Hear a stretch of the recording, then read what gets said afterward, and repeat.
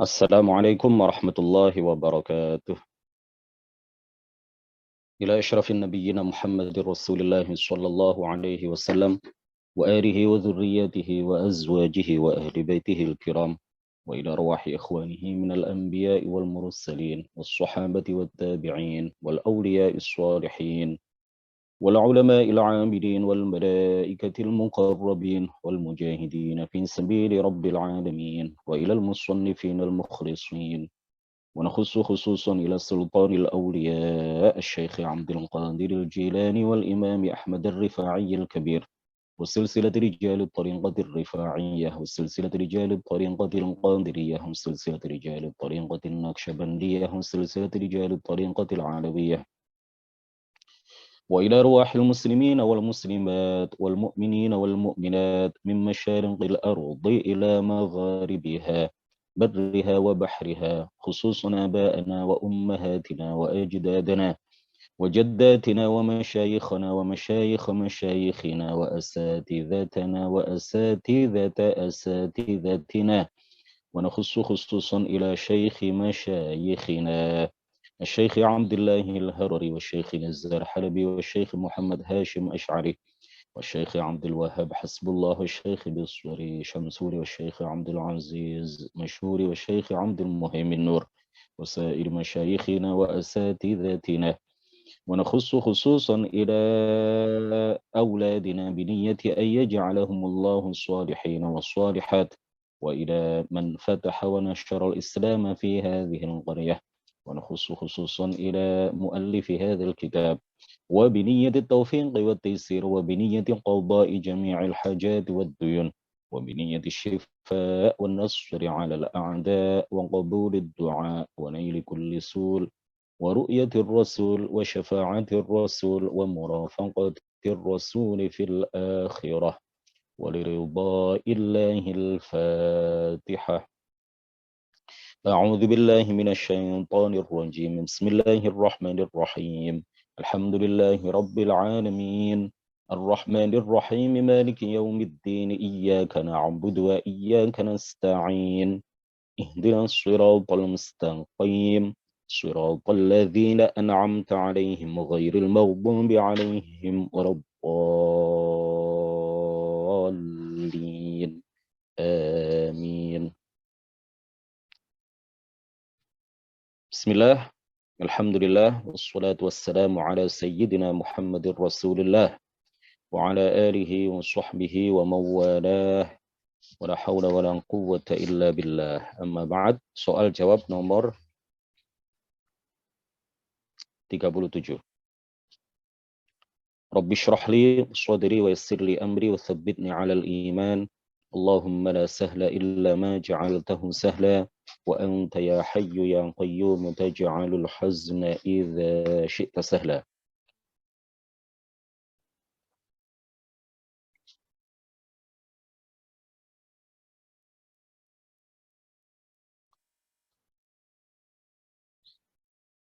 قال المؤلف رحمه الله تعالى ونفعنا به وبعلومه وأمدنا بأمداده وأفاض علينا من بركاته آمين.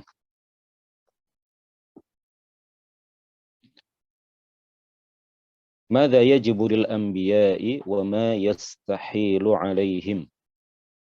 يجب أن يكونوا متصفين بالصدق والأمانة والفطانة والعفة والشجاعة والفصاحة، ويستحيل عليهم الكذب والخيانة والرذالة والزنا، ويستحيل عليهم الكذب والخيانة والرذالة والزنا وسائر الكبائر والكفر قبل النبوة وبعدها. قال تعالى: وكلا فضلنا على العالمين.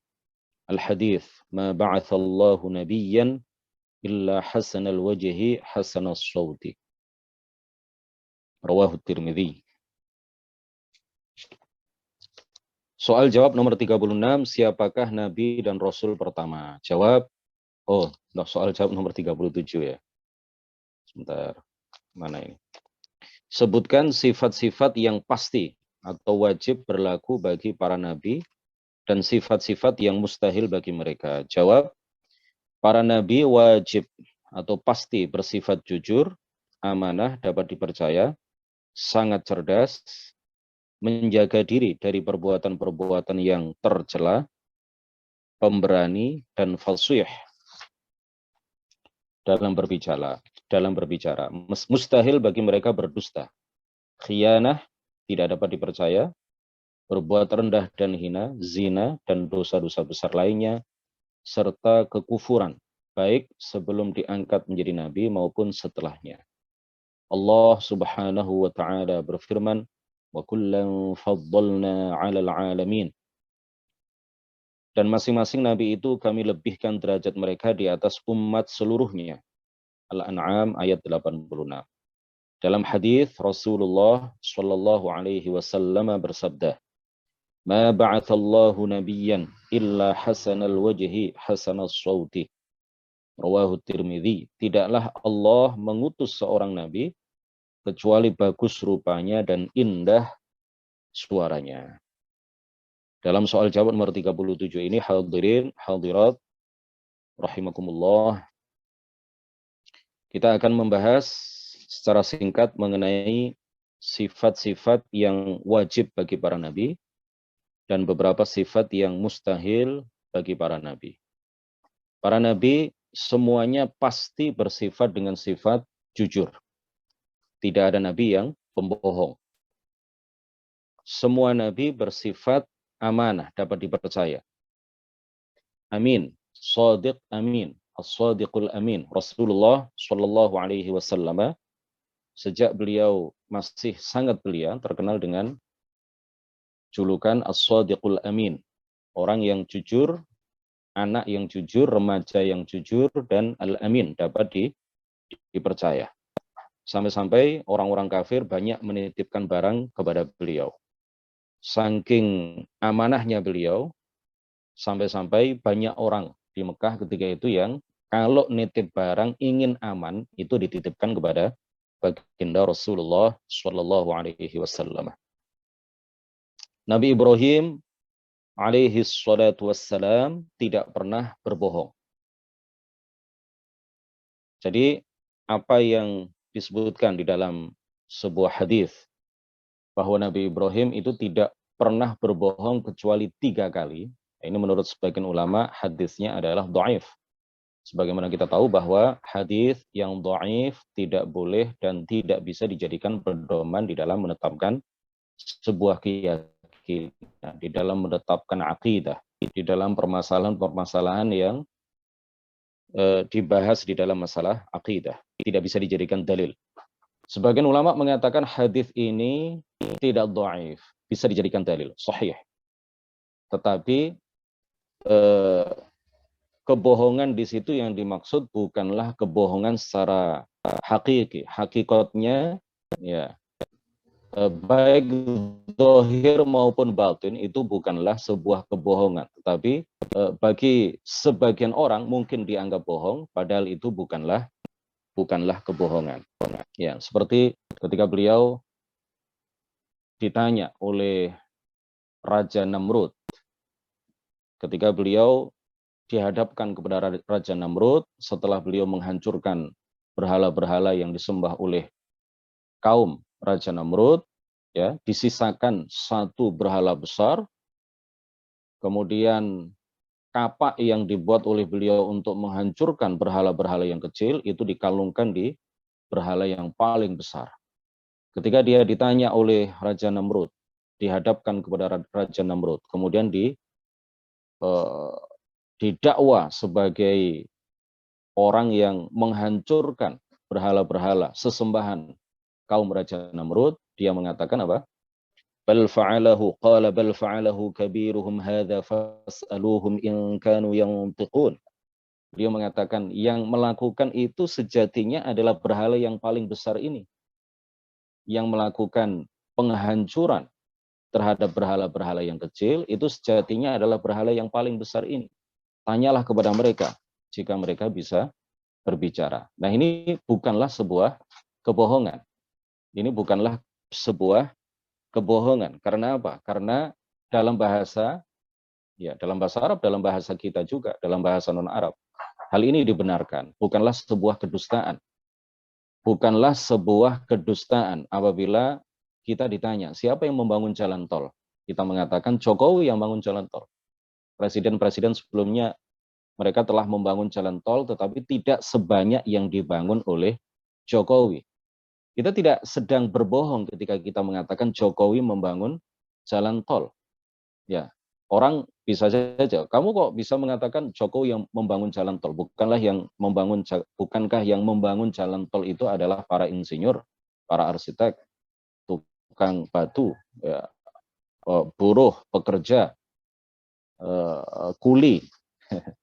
Ya, kenapa kamu mengatakan bahwa yang membangun jalan tol itu adalah Jokowi? Ya, karena Jokowilah yang menjadi sebab terbangunnya jalan tol. Atas perintahnya lah jalan tol itu kemudian dibangun. Jokowi tidak mengarsiteki secara langsung pembangunan jalan tol. Jokowi juga tidak secara langsung memegang peralatan-peralatan tukang, tidak secara langsung, kata orang Jawa, ngudeg luluh, tidak secara langsung memegang batu bata, tidak secara langsung memegang beton, memasang beton, kemudian secara sekian jam kemudian langsung mengawasi, melihat apa yang dikerjakan oleh para pekerja. Jokowi tidak melakukan itu semuanya, tetapi Jokowilah yang menjadi sebab terbangunnya jalan tol itu karena perintahnya dan instruksinya.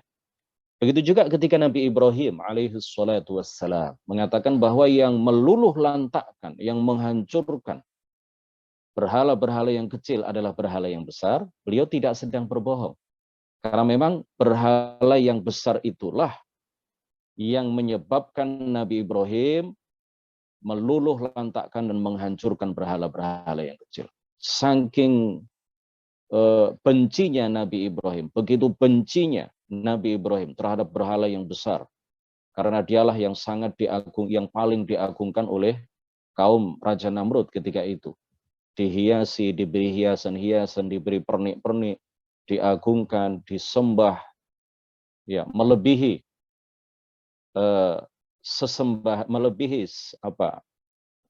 ibadah mereka terhadap berhala-berhala yang kecil. Saking bencinya Nabi Ibrahim melihat kaum Raja Namrud melakukan hal seperti itu kepada berhala yang paling besar, maka ketika ditanya oleh Raja Namrud, siapa yang menghancurkan berhala-berhala ini? Bukankah kamu?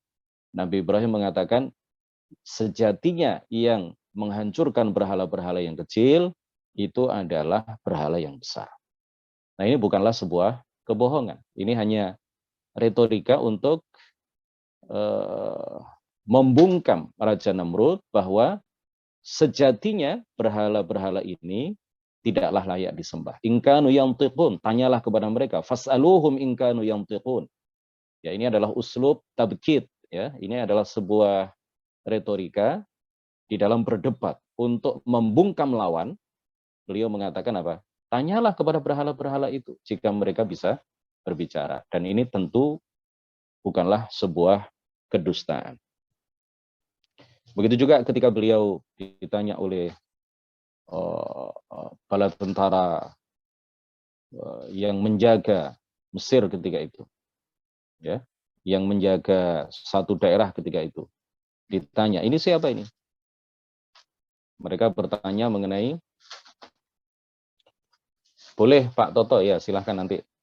Sekarang di chat juga apa-apa, sekarang ditulis juga nggak apa-apa, atau nanti juga nggak apa-apa. Secara lisan boleh, secara tulisan juga boleh. Monggo Pak Toto dari Bandung. Ya, kemudian ketika Nabi Ibrahim ditanya mengenai Sarah, ya istri beliau yang berada di dekat beliau oleh beberapa orang, siapakah ini? Beliau kemudian menjawab, ini adalah saudaraku, ini adalah saudara perempuanku, hadhihi ukhti, ini adalah saudara perempuanku. Ini juga bukanlah sebuah kedustaan. Ya, ini bukanlah sebuah kedustaan baik secara zahir maupun secara batin. Yang dimaksud Nabi Ibrahim dengan mengatakan ini adalah saudara perempuanku, yang dimaksud oleh beliau adalah bahwa Sarah istri beliau ini adalah saudara perempuan beliau seagama, seakidah, seiman, seislam. Ya, jadi apa yang dikatakan oleh Nabi Ibrahim itu bukanlah sebuah kedustaan. Wal fatanah, para nabi seluruhnya bersifat dengan sangat cerdas. Tidak ada nabi yang tidak cerdas. Semua nabi adalah orang-orang yang diberi kecerdasan yang di atas rata-rata.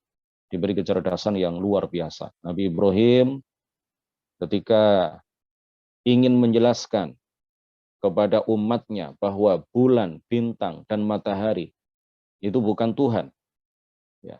Beliau ingin menjelaskan dan membungkam anggapan bahwa bulan, bintang, dan matahari itu adalah Tuhan yang berhak disembah. Beliau menjelaskan bahwa bulan, bintang, dan matahari tidak layak disembah, tidak layak dijadikan sebagai sesembahan, tidak layak diibadahi, bukan Tuhan yang berhak untuk disembah, karena beliau menjelaskan bulan, bintang, dan matahari itu terbit, kemudian tenggelam, muncul, kemudian terbenam. Ya, Tuhan itu tidak mungkin mengalami perubahan karena dialah zat yang maha mengubah. Dia tidak mungkin mengalami perubahan. Bulan, bintang, dan matahari itu mengalami perubahan. Awalnya terbit, kemudian tenggelam, awalnya muncul, kemudian hilang, kemudian muncul lagi. Ini jelas adalah sesuatu yang mengalami perubahan. Dan ciri khas yang melekat pada diri makhluk itu adalah perubahan. Tidak mungkin makhluk yang mengalami perubahan dia disembah. Dia disebut sebagai Tuhan. Ya, mustahil dia disebut sebagai Tuhan karena Tuhan itu maha mengubah dan tidak mungkin mengalami perubahan. Oleh karena itu Nabi Ibrahim alaihi salatu wassalam mengatakan kepada kaumnya, "Hadza Rabbi." Ketika beliau dan umatnya melihat bulan, bintang, dan matahari, lalu beliau, ini juga adalah retorika di dalam berdebat, ya. Beliau mengatakan apa? Hadza Rabbi, inikah Tuhanku seperti yang kalian sembah? Ya, inilah Tuhanku seperti yang kalian klaim, wahai umatku. Artinya apa? Beliau ingin menjelaskan bahwa bulan, bintang, dan matahari bukanlah Tuhan beliau. Bukanlah Tuhan umat beliau. Bukanlah Tuhan kaum beliau. Tetapi dengan uslub, dengan gaya bahasa seperti apa? Dengan gaya bahasa yang mengandung arti istifham ingkari. Hadza Rabbi, ya artinya apa? Ini bukanlah Tuhanku. Ya, ini Tuhanku, itu maksudnya. Apa yang dimaksud dengan ini Tuhanku? Ini bukanlah Tuhanku. Sama dengan apabila kita ada A dan B, ya, ada fulan dan fulanah misalkan. Si fulan ini terlalu mungkin terlalu sayang kepada fulanah. Ya, padahal mereka berdua bukan apa-apanya, bukan suami istri, bukan ayah anak, bukan ibu anak, bukan keluarga, tetapi si fulan ini sangat sayang kepada fulanah sehingga setiap saat nelpon, apakah kamu sudah makan? Nelpon lagi beberapa menit kemudian, apakah kamu sudah mandi? Nelpon lagi memberikan nasihat, kamu kalau makan itu jangan banyak-banyak, kalau mandi itu sehari semestinya 3 kali, kamu itu harus pakai Rexona, kamu itu harus wangi, kamu itu harus pakai baju yang harganya minimal 150.000 dan lain sebagainya. Ya, setiap berapa menit sekali dia nelpon, memberikan saran, memberikan nasihat, tanya kabar, dan lain sebagainya. Fulanah kemudian marah, lalu dia mengatakan, kamu bapakku, kamu pacarku, kamu suamiku, misalkan begitu. Artinya apa? Kamu itu bukan bapakku, kamu bukan pacarku, kamu bukan suamiku, kamu bukan apa-apaku. Jadi kamu tidak layak untuk setiap saat ngebel aku, memberikan nasihat kepada aku. Tetapi dengan kata-kata seperti apa? Dengan narasi, dengan redaksi seperti apa? Kamu bapakku, kamu suamiku, itu artinya apa? Kamu bukan suamiku. Nah, begitu juga yang dikatakan oleh Nabiullah Ibrahim alaihi salatu wassalam ketika beliau ingin menjelaskan kepada umatnya bahwa bulan, bintang, dan matahari itu bukan Tuhan yang berhak untuk disembah. Beliau menggunakan redaksi apa? Ini Tuhanku, hadza Rabbi, ini Tuhanku. Artinya apa? Ini bukan Tuhanku, karena ia mengalami perubahan. Ini bukan Tuhanku, karena Tuhan itu mestinya maha mengubah, dan dia tidak mengalami perubahan, tidak mungkin Tuhan itu terbit kemudian tenggelam. Wal amanah, wal fatanah, wal iffah. Ya, cerdas. Para nabi itu cerdas. Nabi, kecerdasan itu biasanya diartikan oleh para ulama dengan pengertian memahami sebuah pembicaraan pada kali pertama pembicaraan itu diucapkan. Orang yang, ya kita wajar, kita ini bukan nabi, bukan rasul, ya. Sebagian dari kita mungkin cerdas, sebagian dari kita setengah cerdas, sebagian dari kita kurang cerdas, itu wajar karena kita bukanlah nabi, bukanlah rasul. Kadang-kadang dijelaskan satu kali belum paham, kita butuh penjelasan lebih lanjut. Kita butuh keterangan yang lebih detail karena kita belum memahami ketika penjelasan itu disampaikan pertama kali. Nah, nabi itu tidak seperti itu. Begitu sebuah materi, sebuah informasi atau sebuah keterangan disampaikan pada kali yang pertama, seorang nabi karena memiliki kecerdasan yang luar biasa dianugerahi oleh Allah Subhanahu wa taala sifat fatanah, maka mereka para nabi, para rasul memahami langsung apa yang disampaikan kepada mereka pada kali pertama hal itu disampaikan kepada mereka. Kemudian wal iffah, ya, terjaga dari perbuatan-perbuatan yang hina. Perbuatan-perbuatan yang tercela. Oleh karena itu tidak ada nabi itu yang berbuat zina, tidak ada nabi yang mencuri, tidak ada nabi yang merampok, tidak ada nabi itu yang melakukan dosa-dosa besar dan juga dosa-dosa kecil yang mengandung unsur kehinaan jiwa. Tidak ada. Bahkan ingin berbuat saja tidak ada. Nabi Yusuf alaihi salatu wassalam, beliau tidak pernah berbuat zina dan sama sekali tidak pernah terbesit di dalam hati dan pikiran beliau untuk berbuat zina. Sama sekali. Jadi yang dimaksud dengan firman Allah Subhanahu wa taala, "Wa hamma biha laula ar-ra'a burhana rabbih wa hamma biha." Sebagian ulama mengartikan wa hamma biha ay hamma bidaf'iha. Beliau ingin mendorong Zalikha atau Zulaikha itu dari arah depan. Laula ar-ra'a burhana rabbih, seandainya beliau tidak melihat petunjuk dari Tuhannya. Seandainya beliau tidak melihat petunjuk dari Allah Subhanahu wa taala, niscaya beliau akan mendorong Zalikha atau Zulaikha, istri penguasa Mesir itu, dari depan. Tetapi karena beliau melihat petunjuk dari Allah, ra'a burhana rabbih, maka beliau lari ke arah pintu, sehingga yang terkoyak adalah baju bagian belakang Nabiullah Yusuf alaihi salam, bukan bagian depannya. Seandainya beliau mendorong Zalikha dari arah depan, maka Zalikha akan bergelayut memegang baju sebelah depannya Nabi Yusuf, dan yang terkoyak adalah baju bagian depan Nabi Yusuf, dan itu menjadi bukti, dan itu nanti di persidangan akan dijadikan bukti oleh Zalikha dan orang-orang yang tidak suka dengan Nabi Yusuf bahwa dialah yang ingin berbuat zina. Tetapi karena beliau melihat petunjuk Tuhan, beliau tidak mendorong Zalikha dari arah depan, tapi beliau lari ke arah pintu. Zalikha mengejar dari belakang, kemudian memegang baju bagian belakangnya Nabi Yusuf, sehingga yang terkoyak adalah bagian belakang dari pakaian Nabi Yusuf, dan itu menjadi bukti bahwa yang ingin berbuat zina adalah Zalikha. Atau wahamma biha, dan Nabi Yusuf juga ingin berbuat zina, ya, laula ar-ra'a burhana rabbih, seandainya dia tidak melihat petunjuk Tuhannya. Artinya apa? Karena Nabi Yusuf alaihi salam melihat petunjuk Tuhan, maka sama sekali tidak ada keinginan untuk berbuat zina.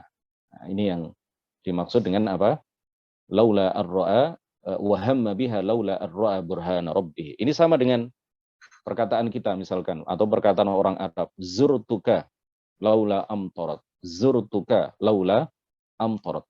Aku akan mengunjungimu seandainya tidak turun hujan. Tapi karena hujan, maka kunjungan itu tidak terjadi.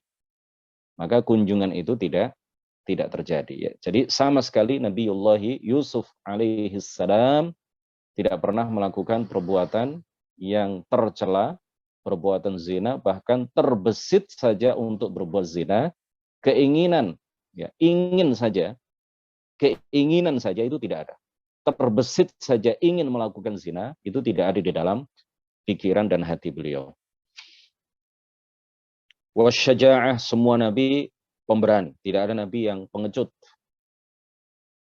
Nabi kita, Nabi Agung Muhammad Sallallahu Alaihi Wasallam, ketika beliau hijrah dari Makkah menuju Madinah, itu semata-mata adalah karena perintah, menjalankan perintah Allah Subhanahu Wa Taala.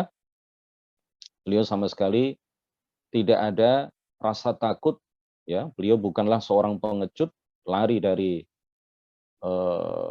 kenyataan bahwa beliau dan para sahabat disiksa di Mekah, kemudian timbul rasa takut pada diri beliau. Tidak seperti itu.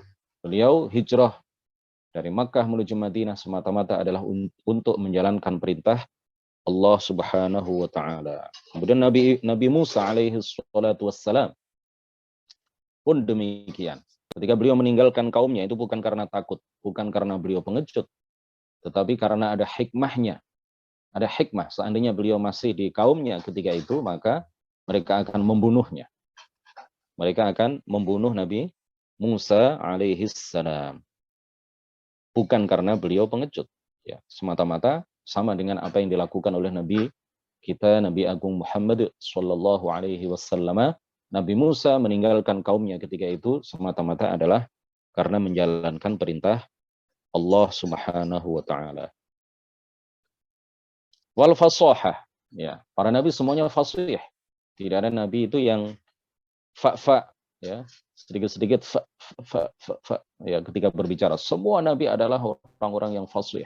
Karena Allah Ta'ala melebihkan derajat mereka di atas manusia pada umumnya.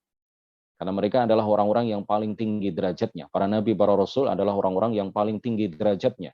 Dan diberi tugas untuk berdakwah di kalangan umat, di kalangan manusia, sehingga mereka dibekali dengan sifat-sifat yang menjadikan mereka bisa menjalankan tugasnya dengan baik. Dan salah satu bekal yang dianugerahkan oleh Allah kepada para nabi adalah apa? Fasahah, kefasihan lisan. Semua nabi itu fasih. Tidak ada nabi itu yang fa, atau tidak ada nabi yang al-thagh. Dalam bahasa Arab tidak ada nabi itu yang al-thagh.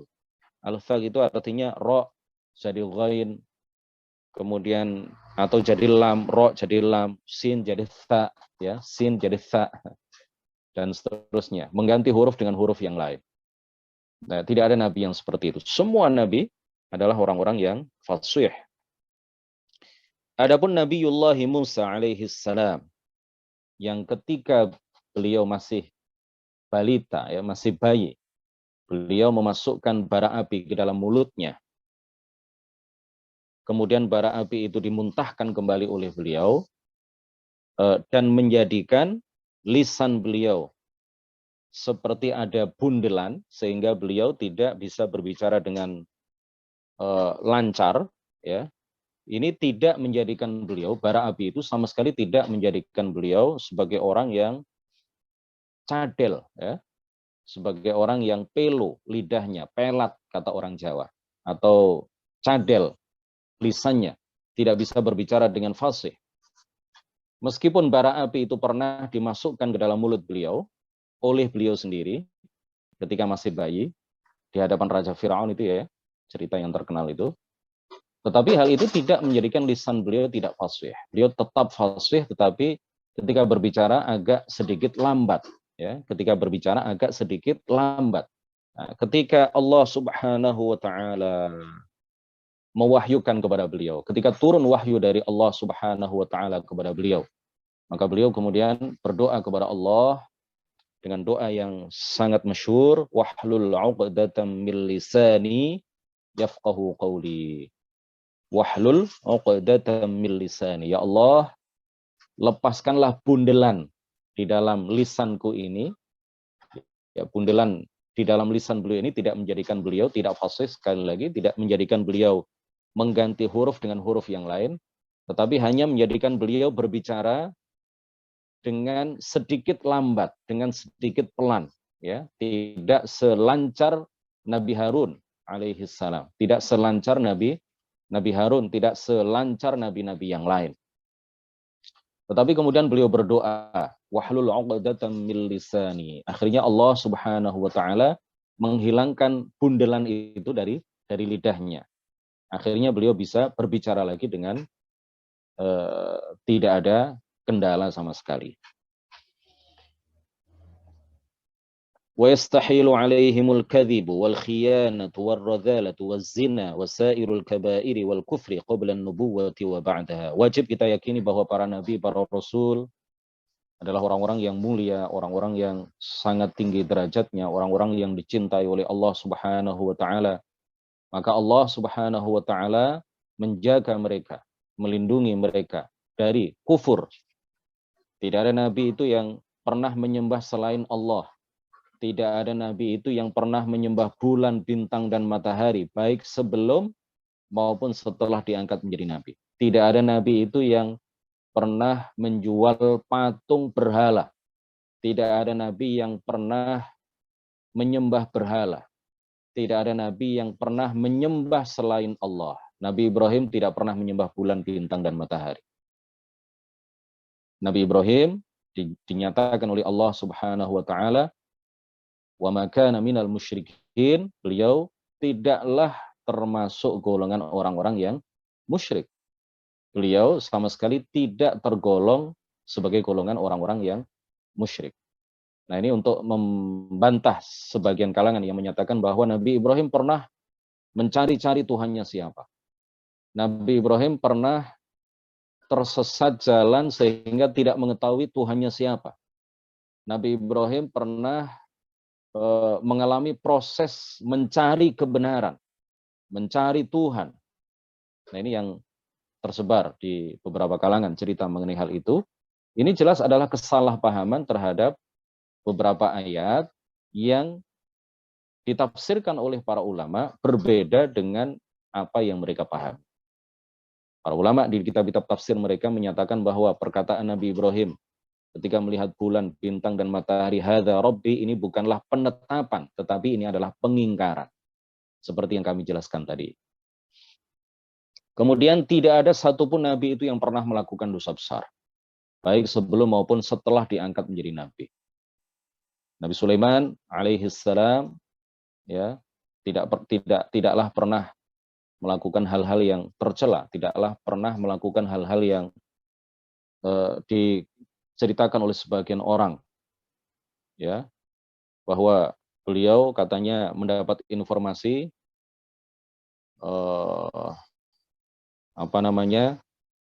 bahwa Ratu Bilqis itu betisnya memiliki bulu-bulu, ya, memiliki bulu.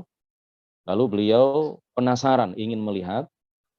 Kemudian dibuatlah trik, ya, hilah, dibangunlah lantai istana itu dari bahan-bahan tertentu sehingga orang melihatnya, ketika melihatnya itu mengira bahwa di atasnya ada air. Lalu diundanglah Ratu Bilqis ke istana Raja Sulaiman. Kemudian ketika Ratu Bilqis datang melihat lantai yang seperti itu, dikiranya ada air, lalu dia nyincing, ya, cenceng-cenceng, lalu dia menyingkap pakaian bawahnya ke atas sehingga tersingkaplah betisnya, ya, tersingkaplah betisnya. Raja Sulaiman ngintip dari balkon, dari atas, dari lantai 2. Melihat seperti itu, kemudian Raja Sulaiman, Nabiullah Sulaiman alaihi salam melihat bahwa ingin membuktikan apakah betul desas-desus yang menyatakan betisnya Ratu Bilqis itu tumbuh bulu-bulu yang lebat, ya, di betis itu. Nah, ini adalah perbuatan-perbuatan yang tidak mungkin dilakukan oleh seorang nabi. Hal-hal seperti ini kita tidak percaya apabila hal seperti itu dilakukan oleh guru-guru kita, ya, dilakukan oleh Syekh Abdul Qadir Jilani misalkan, seorang wali yang terkenal. Kalau ada orang bercerita Syekh Abdul Qadir itu pernah ingin berbuat zina, pernah ingin melakukan hal-hal yang tidak senonoh, kita tidak akan percaya. Ya, padahal itu adalah wali. Apalagi nabi. Nabiyun wahid afdalu min kullil auliya. Satu nabi itu derajatnya lebih tinggi daripada seluruh wali. Satu nabi itu derajatnya di atas seluruh wali, ya. Kemudian juga apa yang diceritakan mengenai Nabi Dawud alaihi salam, bahwa suatu ketika beliau mengintip istri salah seorang panglima perang beliau. Ya, kemudian beliau terpesona. Beliau ingin menikahinya. Karena perempuan itu sudah memiliki suami, maka dilakukanlah hilah, dilakukanlah tipu daya oleh Nabi Dawud alaihi salam. Ini cerita yang tidak benar. Cerita yang tidak mungkin benar, mustahil dilakukan oleh seorang nabi. Nabi Dawud alaihi salam kemudian mengutus panglima perang yang merupakan suami dari perempuan yang beliau terpesona dengannya itu ke medan perang yang tidak imbang jumlah pasukannya. Ya, dia suruh bawa pasukan dengan jumlah yang kecil, ya, padahal jumlah musuh jauh lebih besar, berkali-kali lipat. Ya, tujuannya apa? Supaya panglima perangnya itu mati dan beliau bisa memperistri mendiang jandanya. Nah, ini hal-hal yang tidak mungkin, ya, mustahil dilakukan oleh para nabi. Kemudian juga Nabi Muhammad Shallallahu Alaihi Wasallam juga tidak pernah memuji berhala yang disembah oleh orang-orang kafir.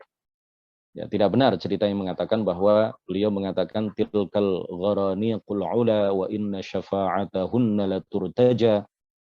Beliau mengatakan itu untuk memuji berhala yang disembah oleh orang-orang kafir Quraisy ketika itu. Tilkal gharaniqul ula, kata beliau, wa inna syafa'atahunna la turtaja. Ini tidaklah benar. Ya, yang sebenarnya terjadi ketika itu, ketika turun beberapa ayat, lalu Rasulullah menjelaskan beberapa hal. Ya, di situ ada orang-orang kafir, ada sahabat-sahabat beliau berdakwah di hadapan mereka, lalu kesempatan itu digunakan oleh iblis. Ya, iblis memirip-miripkan suaranya dengan suara Nabi Muhammad. Kemudian iblis memuji-muji berhala dengan mengatakan tilkal gharaniqul ula wa inna syafa'atahunna la turtaja. Kemudian orang-orang kafir senang karena mengira bahwa itu adalah suara Nabi Muhammad sallallahu alaihi wasallam. Padahal itu adalah suara iblis. Dan masih ada beberapa cerita lain, ya, yang kesemuanya tidak layak dinisbatkan kepada para nabi. Karena sebagaimana kita tahu, kaidah yang telah disepakati oleh para ulama bahwa para nabi, para rasul itu maksum dari kekufuran dan kemusyrikan, baik sebelum maupun setelah diangkat menjadi nabi. Maksum, dijaga, dilindungi, dipelihara oleh Allah dari dosa-dosa besar, baik sebelum maupun setelah diangkat menjadi nabi. Kemudian dilindungi dari maksum dari dosa-dosa kecil yang mengandung unsur kehinaan jiwa, kekeruhan hati, seperti mencuri satu biji anggur. Mencuri satu biji anggur itu dosa kecil, tetapi menunjukkan bahwa pelakunya hina hatinya, pelakunya keruh jiwanya. Hal itu, ya, tidak mungkin dilakukan oleh seorang nabi, seorang rasul. Kemudian yang penting lagi bagi kita, para nabi, para rasul itu dijaga oleh Allah dari penyakit-penyakit yang menjijikkan. Mereka manusia biasa, bisa sakit, tetapi mustahil penyakit-penyakit yang menjijikkan itu menjangkiti tubuh mereka. Karena tugas utama mereka adalah berdakwah. Tugas utama mereka adalah beramar ma'ruf nahi mungkar. Tugas utama mereka adalah menyampaikan wahyu kepada umatnya. Mubasyir, ya, tugas mereka adalah basyir, nadhir, menyampaikan kabar gembira dan memberikan peringatan, artinya berdakwah. Ya, tugas utama mereka dua itu, memberikan kabar gembira bahwa siapapun di antara umatnya yang taat kepada Allah dan Rasul-Nya, maka mereka diberi kabar gembira akan mendapatkan kebahagiaan di akhirat. kebahagiaan yang hakiki, yang sejati, yang abadi di akhirat.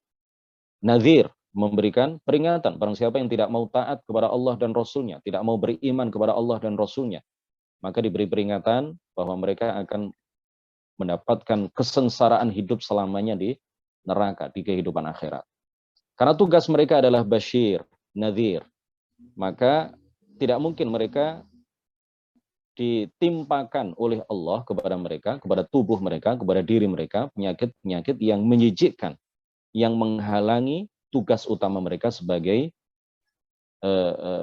mubasyirun dan munzirun, pemberi kabar gembira dan pemberi peringatan. Jadi tidak benar apa yang dikisahkan oleh sebagian kalangan bahwa Nabi Ayyub alaihissalam sakit sampai-sampai beliau sakit iya, sakit lama iya, ya, sakit dalam jangka waktu yang lama iya, tetapi tidak dijelaskan penyakitnya apa di dalam berbagai hadis Rasulullah Shallallahu Alaihi Wasallam.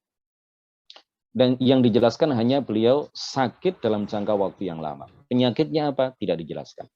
Oleh karena itu tidak benar apabila diceritakan bahwa, dikisahkan bahwa beliau sakit sampai-sampai keluar ulat atau keluar belatung, set, ya, kata orang Jawa, keluar set atau belatung dari tubuhnya.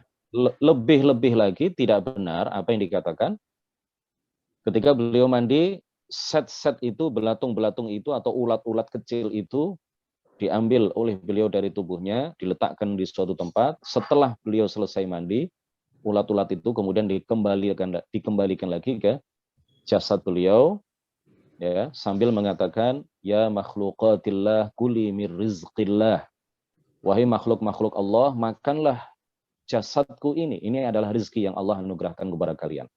Ini tidak benar, karena hal seperti itu termasuk membinasakan diri, ya, yang hukumnya adalah dosa besar. Membinasakan diri ke dalam sebuah kebinasaan itu hukumnya adalah dosa besar. Wala tulqu biaidikum ila tahluka. Allah Subhanahu wa taala melarang kita untuk membinasakan diri kita, melakukan bunuh diri, ya, menyayat dengan cara menyayat urat yang ada di sini misalkan, atau minum racun dan lain sebagainya. Itu adalah hal-hal yang bisa membinasakan diri kita, dan hal itu dosa besar kalau dilakukan oleh seseorang. Kemudian para nabi adalah manusia-manusia yang mulia, dan nama-nama mereka adalah nama-nama yang baik, nama-nama yang tidak terambil dari hal-hal yang buruk. Ya, oleh karena itu tidak benar kalau nama Lut itu terambil dari kata liwat. Lut itu tidak terambil dari kata liwat. Ya, liwat itu artinya adalah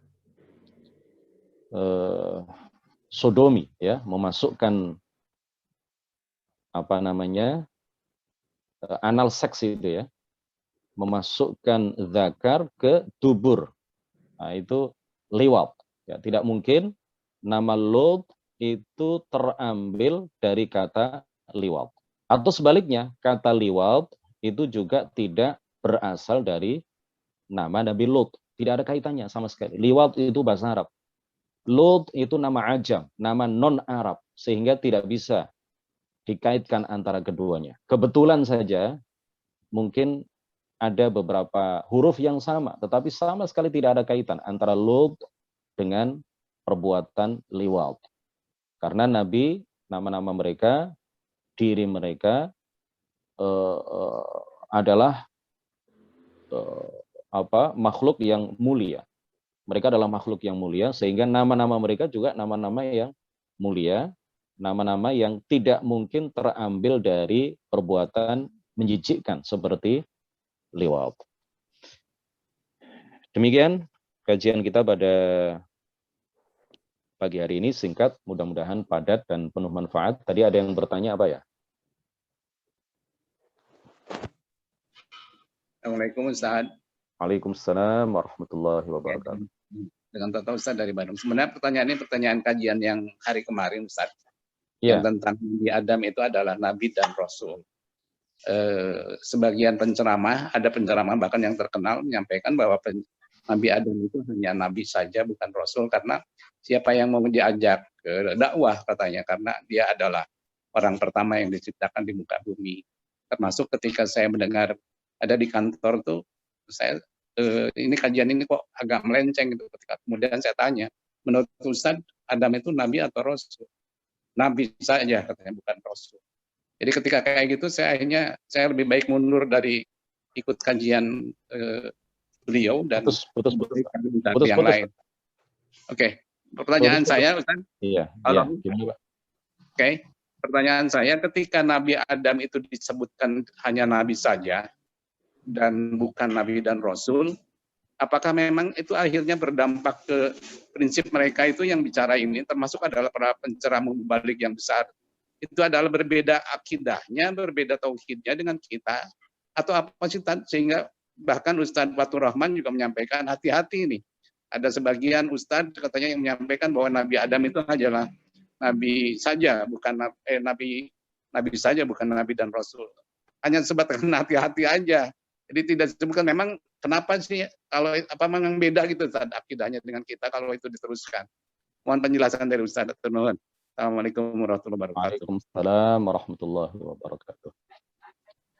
Sebagian orang Wahabi itu mengatakan Adam itu nabi saja. Ya, sebagian orang Wahabi mengatakan Adam itu nabi saja. Sebagian orang Wahabi bahkan mengatakan Adam itu bukan nabi dan bukan rasul. Kalau Ahlu Sunnah menyatakan bahwa Ahlu Sunnah, para ulama kita dari dulu sampai sekarang, mereka mengatakan bahwa Adam itu tidak hanya nabi tetapi juga sekaligus rasul. Karena sebagaimana kita tahu bahwa definisi rasul adalah orang yang diwahyukan kepadanya dengan membawa syariat baru. Dengan membawa syariat atau hukum-hukum yang baru. Sedangkan nabi adalah orang yang diwahyukan kepadanya untuk mengikuti syariat rasul yang datang sebelumnya. Nabi itu adalah orang yang diwahyukan kepadanya dan diperintahkan oleh Allah untuk mengikuti syariat rasul yang datang sebelumnya. Biasanya piro, Jumat Sabtu. Mikrofonnya tolong ditutup. Nah, mikrofonnya tolong ditutup dulu. Para peserta, mikrofon tolong ditutup semuanya dulu. Di-mute semuanya dulu ya. Nah, baik Nabi maupun Rasul itu diperintahkan untuk menyampaikan wahyu itu kepada umatnya. Jadi kurang tepat kalau dikatakan bahwa perbedaan antara Nabi dan Rasul, kalau Rasul ini nanti juga akan dibahas ya. Soal jawab nomor berapa itu, nanti akan ada pembahasan terkait dengan itu. Perbedaan antara Nabi dan Rasul. Saya ingat saya belum dibahas itu memang.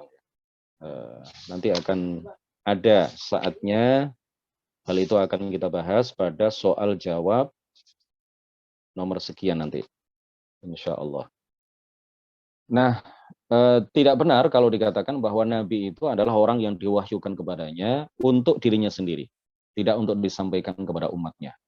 Sedangkan Rasul adalah orang yang diwahyukan kepadanya untuk disampaikan kepada umatnya, diperintahkan untuk menyampaikan wahyu itu kepada umatnya. Kalau Nabi tidak diperintahkan untuk menyampaikan wahyu itu kepada umatnya. Ini definisi yang sudah banyak beredar, tetapi sejatinya pengertian Nabi dan Rasul itu tidak hanya satu versi, ada beberapa versi. Kalau kita buka kitab Tafsir Ar-Razi, Tafsirul Kabir, ya, karangan Al-Fakhrur Razi. Al-Imam Al-Fakhrur Razi, Fakhruddin Ar-Razi. Beliau menjelaskan beberapa versi terkait dengan pengertian Nabi dan Rasul. Yang paling sesuai dengan Quran dan hadis dan paling sesuai dengan logika akal sehat kita, versi pengertian disebutkan oleh para ulama terkait dengan perbedaan antara Nabi dan Rasul atau pengertian Nabi dan Rasul itu adalah persamaannya baik Nabi maupun Rasul itu sama-sama diperintahkan menyampaikan wahyu kepada umatnya. Itu yang sesuai dengan beberapa ayat Al-Quran, ya. Nanti akan lebih detail akan kita sampaikan, dan sesuai dengan beberapa hadis serta sesuai dengan logika akal sehat kita. Kalau Nabi itu diperintahkan oleh Allah, kalau Nabi itu diwahyukan kepadanya, tidak diperintahkan untuk menyampaikan wahyu itu kepada umatnya, hanya untuk dirinya sendiri. Nah, tugas dia sebagai Nabi itu apa? Kalau tidak diperintahkan, menyampaikan wahyu dan berdakwah kepada umatnya. Nah, oleh karena itu, yang versi yang sesuai dengan logika akal sehat kita adalah versi yang menyatakan bahwa Nabi maupun Rasul itu sama-sama diperintahkan menyampaikan wahyu. Perbedaannya apa? Kalau Rasul datang dengan membawa syariat baru, kalau ya Nabi tidak membawa syariat baru, tetapi diperintahkan mengikuti dan menjalankan syariat yang Allah turunkan kepada Rasul sebelumnya. Nah, dari definisi ini, bisa kita tahu bahwa Nabi Adam itu adalah manusia yang pertama. Berarti dia membawa syariat baru. Syariatnya apa? Ada beberapa syariat seperti yang kemarin sudah kita terangkan itu. Pada pertemuan sebelumnya sudah kita terangkan. Beliau membawa hukum-hukum baru. Beliau membawa aturan-aturan hukum. Umat beliau, anak-anak beliau, ya. Kalau beliau kata Pak Toto tadi, ada yang menceritakan, yang beliau ajak itu siapa? Ya semua anaknya diajak untuk melakukan kewajiban, kan begitu. Semua umatnya Islam, ya. Tetapi apa yang beliau ajak kepada umatnya? Ya, beliau mengajarkan kepada umatnya untuk hanya menyembah kepada Allah. Ya, berarti kan Rasul beliau, Nabi, Rasul, beliau diturunkan syariat kepadanya, diwahyukan kepadanya, beliau membawa syariat-syariat yang diterapkan hukum-hukumnya kepada anak-anaknya. Anak-anaknya adalah orang-orang yang mukallaf, artinya mereka dibebankan, diwajibkan untuk masuk ke dalam agama Islam, diwajibkan untuk menjalankan syariat. Kalau ada di antara mereka yang melanggar itu, ya, seperti yang kemarin kita jelaskan, maka mereka berdosa. Qabil ketika membunuh Habil, ya, karena dia adalah seorang mukallaf, berlaku baginya syariat, berlaku baginya kewajiban menjalankan syariat, maka dia berdosa. Bahkan setiap orang yang melakukan pembunuhan sepeninggal Qabil, dia juga ikut merasakan dosanya. Dia juga mendapatkan kiriman dosanya, seperti yang di dalam hadis yang kemarin kita baca, yang diriwayatkan oleh Imam Al-Bukhari. Jadi tidak benar kalau dikatakan bahwa Adam itu hanya Nabi tapi bukan Rasul, karena beliau syariat. Beliau membawa aturan-aturan hukum. Beliau membawa agama Islam dan membawa syariat. Oleh karena itu beliau adalah seorang Nabi dan Rasul. Tapi terkadang begini, Pak Toto, ada orang itu yang mengatakan Muhammad itu adalah Nabi. Ya. Bukan berarti dia mengingkari kerasulan Muhammad. Karena kalau dikatakan Nabi itu bisa jadi yang dimaksud adalah Nabi saja, atau yang dimaksud adalah bisa jadi Nabi yang sekaligus Rasul. Kita kan tidak selalu mengatakan Rasulullah gitu kan. Mengenai Nabi kita, Nabi Agung Muhammad, kita tidak selalu mengatakan Rasulullah. Kadang kita hanya mengatakan Nabi Muhammad. Tetapi bukan berarti kita mengingkari kerasulan beliau. Kita yakin bahwa beliau adalah Nabi dan Rasul. Nabi yang sekaligus Rasul. Ya, beliau kita yakini sebagai Nabi yang sekaligus Rasul. Tetapi seringkali kita hanya menyebut beliau Nabi. Begitu juga Adam alaihissalam. Banyak orang yang menyebut beliau Nabi saja. Tetapi bukan berarti beliau bukan Rasul. Gitu Pak Toto ya. Jawaban saya sementara. Tadi ada yang chat. Apakah retorika Nabi Ibrahim yang mengatakan bahwa berhala yang melakukan perusakan termasuk bohong? Bukan termasuk bohong. Itu majaz ya. Itu disebut sebagai apa? Majaz. Kiasan. Mengatakan sesuatu dalam arti kiasan. Itu bukanlah sebuah kebohongan. Sama sekali bukan bohong. Baik secara zahir maupun secara batin bukanlah sebuah kebohongan. Saya pernah sewaktu kecil mendengar kalau Nabi Ibrahim adalah bapak para nabi. Ya benar. Banyak ya para nabi setelah Nabi Ibrahim itu yang keturunan Nabi Ibrahim. Makanya beliau terkenal dengan julukan apa? Abul Anbiya. Abul Anbiya, bapaknya para nabi. Ya, bukan bapaknya para nabi secara keseluruhan. tetapi banyak nabi itu yang merupakan anak keturunan dari Nabi Ibrahim alaihissalam. Betul jika dikatakan Abul Anbiya, bapaknya para nabi. Tidak salah. Demikian subhanakallahumma bihamdik asyhadu an la ilaha illa anta astaghfiruka wa atubu ilaik. La ilaha illallah. Allahumma shalli ala sayyidina Muhammad wa ala alihi wa sahbihi wa sallim. Rabbi ighfir li wa liwalidayya wa lil mu'minina wal mu'minat. Wassalamu alaikum warahmatullahi wabarakatuh.